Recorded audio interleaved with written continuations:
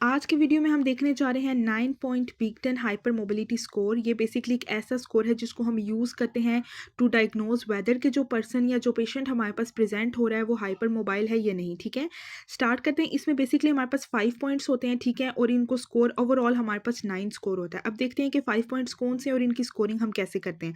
सबसे पहला जो हमारे पास आ जाता है वो आता है passively extend the fifth metacarpophalangeal joint to greater than 90 degree. ठीक है, अगर तो वो हमारे पास पेशेंट जो है वो इसको एक्सटेंड कर पा रहा है फिफ्थ मेटाकार्पोफ्लेंजियल जॉइंट को greater than 90 degree, right hand का, उसके बाद लेफ्ट हैंड का। ठीक है, इसी तरह राइट हैंड पे 1 पॉइंट एंड लेफ्ट हैंड पे 1 पॉइंट।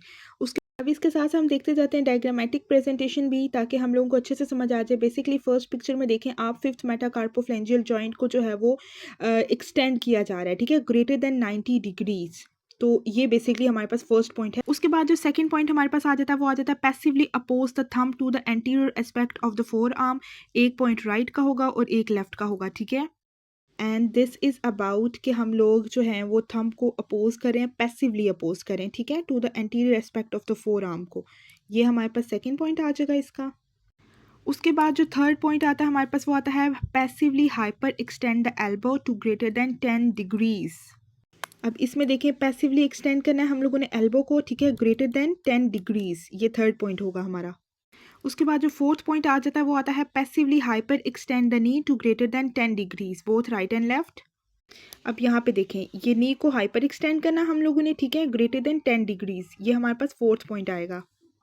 उसके बाद जो फिफ्थ पॉइंट हमारे पास आ रहा है actively place the hands flat on the floor without bending the knees.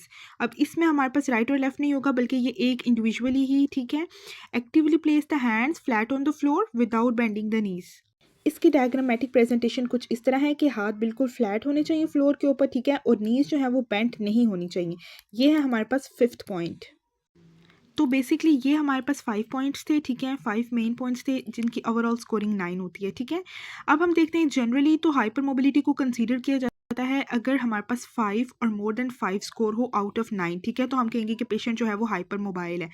लेकिन चिल्ड्रन में क्या होता है, चिल्ड्रन में एटलीस्ट 6 आउट ऑफ 9 पॉइंट्स होंगे, तब जाके हम लोग ये डायग्नोज कर सकते हैं कि पेशेंट जो है वो हाइपर मोबाइल है। ठीक है, अब यहाँ पे इस स्केल की तो हम लोगों ने देख ली कि ये कैसे होता है, इसकी क्या स्कोरिंग होती है, लेकिन कुछ इसकी लिमिटेशंस भी हैं। नो डाउट कि ये बेसिकली एक ओवरऑल एक क्विक स्क्रीनिंग टूल है, लेकिन इसकी कुछ लिमिटेशंस हैं, जैसे कि ये लिमिटेड है to a small selection of the joints. ठीक है, तो क्लिनिशियंस को जो है वो दूसरे जॉइंट्स को भी एग्जामिन करना पड़ता है, जैसे कि shoulder, cervical, thoracic, toes and feet for the further evidence of hyper mobility. ठीक है, बिकॉज कि यहाँ पे हम लोगों ने जितने भी जॉइंट्स एग्जामिन किए उनमें shoulder, cervical, thoracic, toes and feet involve नहीं थे। सो बेसिकली ये इसकी लिमिटेशन है, क्योंकि ये जो है वो लिमिटेड है टू अ स्मॉल जॉइंट्स। ठीक है, to some small selected joints.